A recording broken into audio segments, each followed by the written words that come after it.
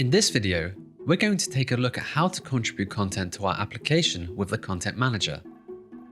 We'll be covering navigating and customizing the list view, adding content to collection types, and adding content to single types. We're going to start with an application that already has its content structures defined. This is a Food Advisor application with content types for restaurants, categories, reviews, likes, and more. We can access the Content Manager in the left navigation, where we'll see a link to every content type that we've created.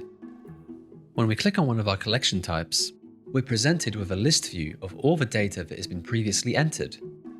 There are many actions available on this page. We can use the global search bar to find specific entries.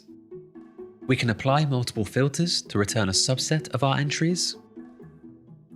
We can click on our column headers to sort entries based on that field.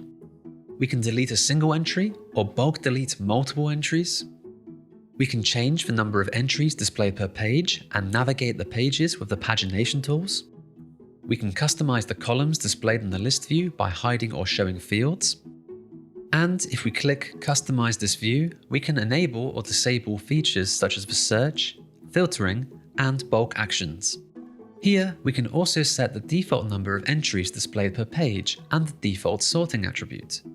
We can also change the order in which the columns are presented and control finer settings, such as the label of the column, whether to enable sorting on a field, or whether it's hidden by default. It's worth mentioning that this view saves customizations within the browser per user, whereas this view saves customizations to the database for all users. Let's demonstrate how we can add a new restaurant entry to our application. To do this, we need to navigate to our restaurant collection type using the left navigation and click Add New Restaurant in the top right. From here, all we need to do is populate the fields with the data for our new restaurant. After clicking Save, we'll be able to see our newly created restaurant amongst the other restaurant entries in the list view.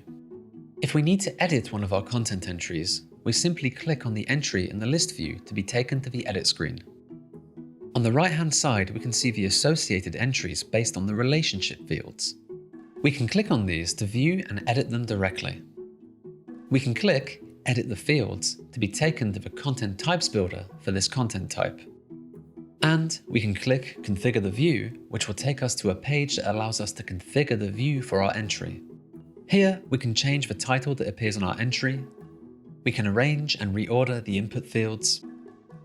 If we click on an element, we can change the label name, add a description, add placeholder text, and enable or disable an input field. This is also possible for relations. And we can also click Set Component Layout to do the same for our component fields.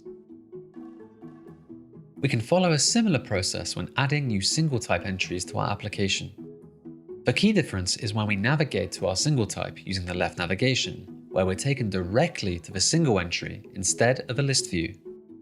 This is because a single type is just a single entry of the content structure that has been created.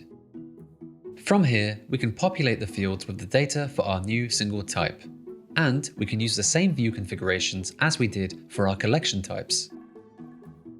That's it for this video on how to contribute content to our application with the Content Manager.